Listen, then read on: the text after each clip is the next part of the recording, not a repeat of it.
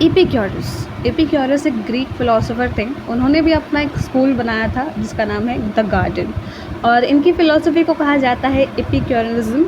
साथ में इनकी फ़िलासफ़ी में सबसे बड़ा मेन कंसर्न था कि इंसान पीसफुल और साथ में हैप्पी कैसे रहे। तो आपको इनकी फ़िलासफ़ी में ये जो 2 टॉपिक हमने टच किए हैं ना, कि सुखी रहना और साथ में पीसफुल भी रहना, ये कैसे रहें, इसके रीज़न्स दिए होंगे, तो वो समझ लेते हैं। और साथ में इनकी फ़िलासफ़ी इतनी ख़ास क्यों है कि इसे एपिक्यूरियनिज़्म का टैग दिया गया है, जस्ट बिकॉज़ जब ये आए या जब इनका वक्त था, जब ये लोगों को अपने बारे में बता रहे थे, अपनी बातों को बता रहे थे फ़िलासफ़ी के टर्म्स में, तब उस समय दुनिया में ऐसा हुआ था, या स्पेसिफ़िकली इनकी जो ग्रीक में, कि वुमेन और स्लेव्स दोनों को परमिशन मिल गई थी कि वो इनके स्कूल में आए और नॉलेज दें। तो ये था उनके टाइम की स्पेशलिटी। इससे पहले में अभी तक जितने भी फ़िलासफ़र पढ़े ना, वो सभी अपने स्टूडेंट्स को बता तो रहे थे। जैसे हमने देखा एरिस्टोटल, उससे पहले प्लेटो, उससे पहले सोक्रेट्स, तो वहाँ पर बेसिकली मेन थे। लेकिन अब वुमेन भी आ गई हैं स्टडीज़ को गैदर करने के लिए, समझने के लिए चीज़ों को। तो आप ये भी एक चीज़ देख सकते हैं कि अपने आप में कितना कॉन्ट्रडिक्शन है कि मेन एंड वुमेन वो दोनों, या स्पेसिफिकली स्लेव्स में चाहे मेन हो या वुमेन, आई थिंक पहले के टाइम पे सोसाइटी कितनी डिवाइडेड थी कि बस जेंडर का ही फ़र्क है। लेकिन एक हायर थिंकिंग की वजह से, कि एक जो जेंडर उस समय के लोग, या स्पेसिफिकली कुछ लोग जिन्होंने एक सुप्रीम पावर दिया है एक स्पेसिफिक जेंडर को, और कितना समय लगा अदर जेंडर्स को या फिर other categories of people just like slaves में भी लोगों को रखा गया था, या वुमेन को, कि उनको परमिशन नहीं थे। Kind of superiority they are thinking besides that whole philosophy. वो उनकी एक ये पैट्रियार्कल थिंकिंग को भी दर्शाता है कि किसी को सप्रेस करके रखना इतने टाइम तक, और साथ में मिक्स जेंडर्स को भी, कि मेल हो या फीमेल, आपने उनको स्लीव्स बना कर रखा हुआ है just because you feel like you are the most superior. तो यहाँ पर किसी एक फ़िलासफ़र की बात या फिर उनको ताने नहीं दिए जा रहे हैं, ऐसा मत सोचिए। जस्ट इतना कि पहले की सोसाइटी कितनी डिफरेंट थी और आज या इस समय से जो सोसाइटी की शुरुआत हुई, दैट्स अमेजिंग। क्योंकि यहाँ पर इक्वालिटी और साथ में लोगों को स्लेव्स बनाकर नहीं रखा जा रहा है। तो एक समृद्ध सोसाइटी का विकास हो रहा है। तो ये तो मैंने बस थोड़ा सा इंट्रो दे दिया, बट इट्स ओके। आगे बढ़ते हैं, एपिक्यूरियस की फ़िलासफ़ी को समझते हैं कि उन्होंने क्या क्या कहा है, जिससे कि आप अगर फॉलो करेंगे तो आप सुखी और पीसफुल जीवन जी सकेंगे। सबसे पहली बात ही यही है कि लाइफ का सबसे पहला गोल होना चाहिए प्लेज़र। प्लेज़र सोच कर प्लीज़ थोड़ा नॉर्मल रहिए। प्लेज़र मतलब ये कि ऐसा नहीं है कि आपने बिल्कुल शान और शौकत वाली ज़िंदगी, मतलब शान और Shaukat in the sense luxury life, कि आपके पास बहुत बड़ा बंगला है, बहुत बड़ा घर है, ऐसा होना चाहिए जिसको प्लेज़र बोलेंगे। नहीं, वैसा नहीं है।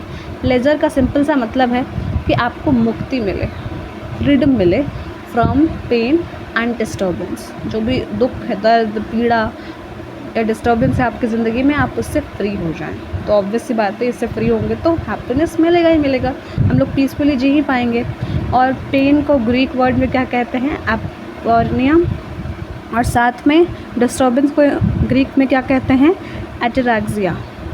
ATARAXIA।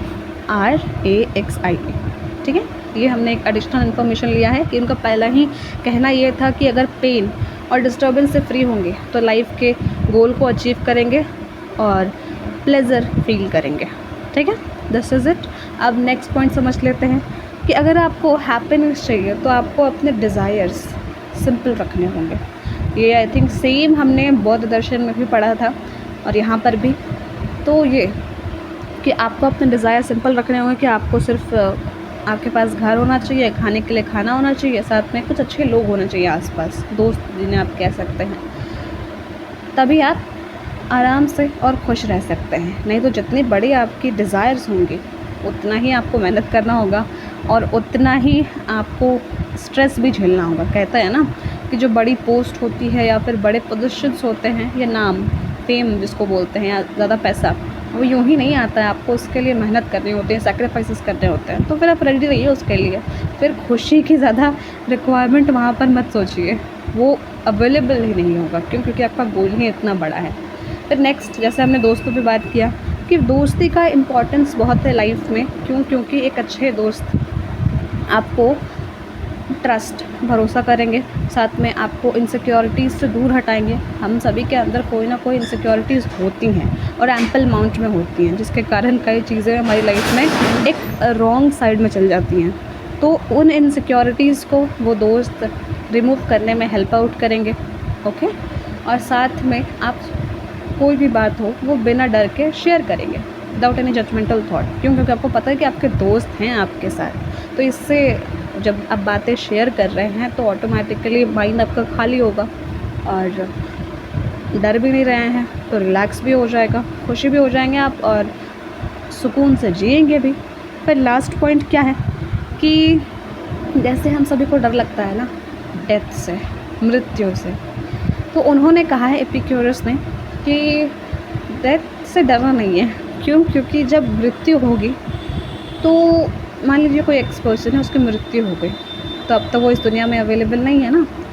अब वो इस अगर दुनिया में अवेलेबल नहीं है तो फिर डेथ तो हो गई, और जब तक वो इस दुनिया में अवेलेबल है तब डेथ नहीं हो सकती। सिंपल सी बात है ना, जब तक सांसें चल रही हैं तो मृत्यु नहीं हुई है, और जब मृत्यु होती है तो हम होते ही नहीं हैं मृत्यु के बाद। तो फिर झेलना ही नहीं है ना मृत्यु के बाद के कंसिक्वेंसेस। आपको सिंपल बस इस बात को याद रखना है, हम हैं तो डेथ नहीं है, डेथ है तो हम नहीं हैं, तो हम वो झेलेंगे ही नहीं वो मोमेंट। ऐसा उनका थिंकिंग है। तो इसलिए आराम से जिए और मृत्यु के इस डर को अपने दिल से बाहर निकाल दें। साथ में दुनिया में गॉड भी एग्जिस्ट करते हैं, उन्होंने ये भी बात भी कही। और गॉड एग्जिस्ट तो करते हैं लेकिन वो हमारी डेली लाइफ में इंटरफेयर नहीं करते हैं।